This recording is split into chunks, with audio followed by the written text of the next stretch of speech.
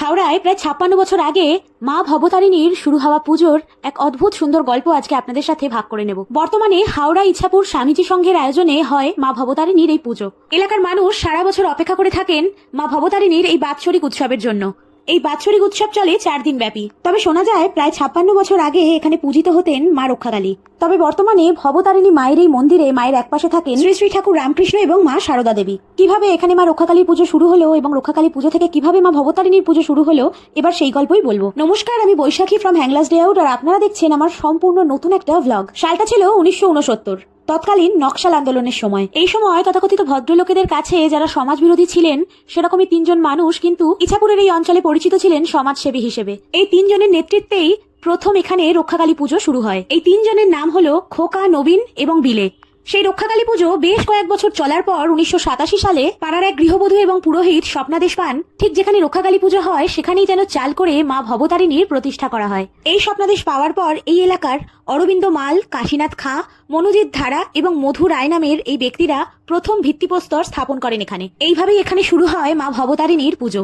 বেশ কিছু বছর চলার পর মাঝখানে প্রায় 1.5 বছর বন্ধ ছিল এই পুজো। তারপর 1990 সালে স্বামী গহনানন্দজি মহারাজ এই মন্দির উদ্বোধন করেন এবং তৎকালীন সময় বিশ্বভারতীর প্রাক্তন উপাচার্য ডক্টর নিমাই সাধন বসু প্রধান অতিথির আসন অলঙ্কৃত করেন। সেই থেকে ধারাবাহিকভাবে আজও বেলুর মঠের মহারাজের উপস্থিতিতে এক মাঙ্গলিক অনুষ্ঠানের দ্বারা সূচনা হয় 4 দিন ব্যাপী এই পুজোর। প্রথম দিন থাকে বেশ কিছু সাংস্কৃতিক অনুষ্ঠান, দ্বিতীয় দিন রাতে শুরু হয় মায়ের পুজো। তবে তার আগে অর্থাৎ সন্ধ্যেবেলায় হয় এলাকা জুড়ে বেশ বড় এক শোভাযাত্রার আয়োজন, যার উদ্দেশ্য থাকে মায়ের ঘটের নগর পরিক্রমা।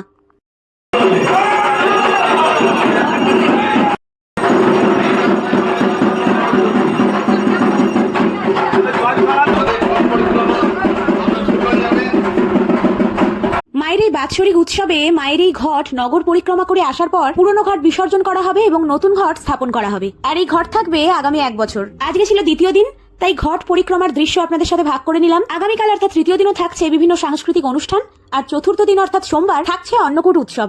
এই অন্নকূট উৎসবে প্রায় 6 থেকে 7 হাজার মানুষের অন্নকূটের ব্যবস্থা করা হয়। যেহেতু মা এখানে প্রতিষ্ঠিত তাই সারা বছরই আপনারা এখানে এসে দর্শন করতে পারেন। তবে ভবতারিণী মায়ের এই বাৎসরিক উৎসবে মাকে দর্শন করতে চাইলে আগামীকাল অর্থাৎ রবিবার অথবা সোমবার দিন আপনারা এখান থেকে ঘুরে আসতে পারেন। এই ইছাপুর স্বামীজি সংঘ ক্লাব হলো ইছাপুর জল ট্যাঙ্ক থেকে মাত্র 3-4 মিনিটের হাঁটা পথ। ভিডিওর প্রায় শেষের দিকে চলে এসেছি, তাই ভিডিওর শেষে এই পুজোর সভাপতি মধুসূদন রায় মহাশয়কে আমার তরফ থেকে অনেক ধন্যবাদ পুজো সম্পর্কে এই বিশেষ তথ্যগুলো আমাকে দেওয়ার জন্য। আজকের এই বিশেষ ভিডিও আপনাদের কেমন লাগলো কমেন্টে অবশ্যই আমাকে জানাবেন, আর কে কে কোন জায়গা থেকে এই ভিডিও দেখছেন সেটাও কমেন্টে জানাতে ভুলবেন না। আবার খুব তাড়াতাড়ি দেখা হবে হাওড়ার নতুন কোনো ভিডিওতে।